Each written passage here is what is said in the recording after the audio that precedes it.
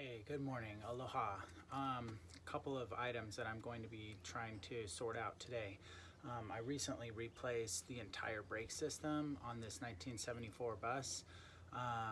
New drums on the back, new brake pads, new wheel cylinders on the back.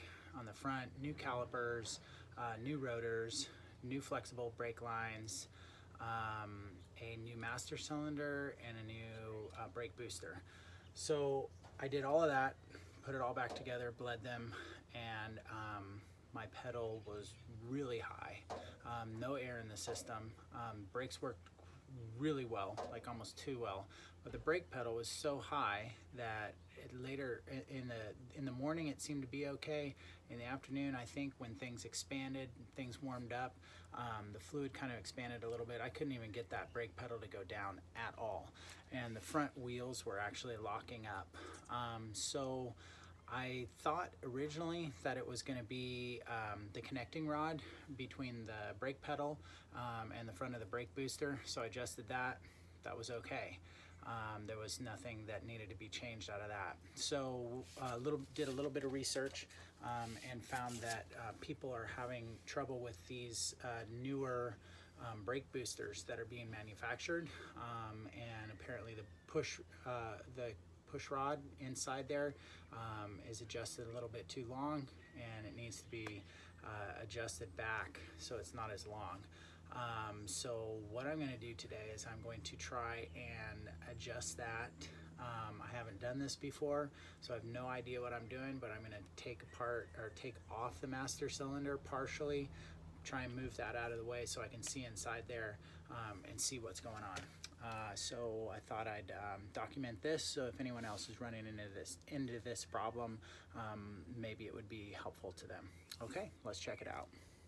Okay, so here is the new power booster underneath there that I've got all hooked up, and as I slide around the back here, there is the new master cylinder, and I'm just going to see if I can disconnect the fill line there and leave the two electrical connections hooked up, and then disconnect the brake lines on the other side and see if I can move that out of the way so that I can access inside of there the power booster.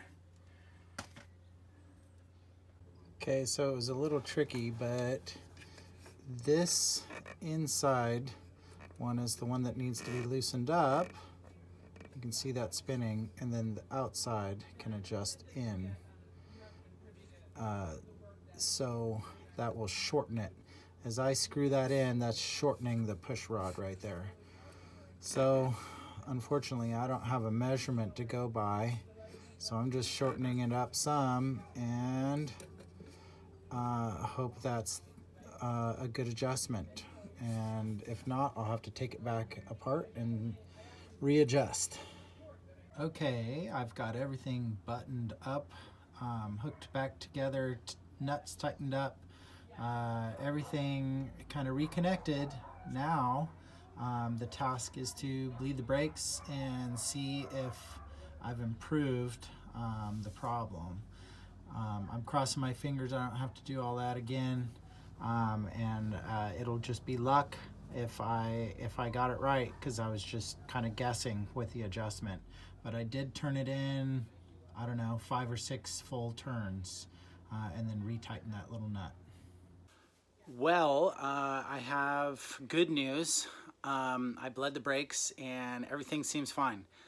They aren't hanging up, they aren't dragging. I haven't taken it for a test drive yet, but just initially testing it by jacking one side of the car up, spinning the tires, no drag, push the brake, works fine. So I am optimistic that I won't have to take that apart and adjust it again.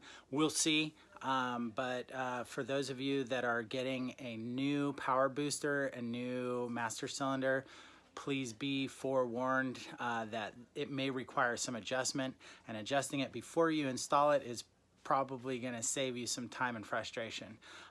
So anyways, I really hope that video was helpful to you, and see you next time. Aloha, mahalo.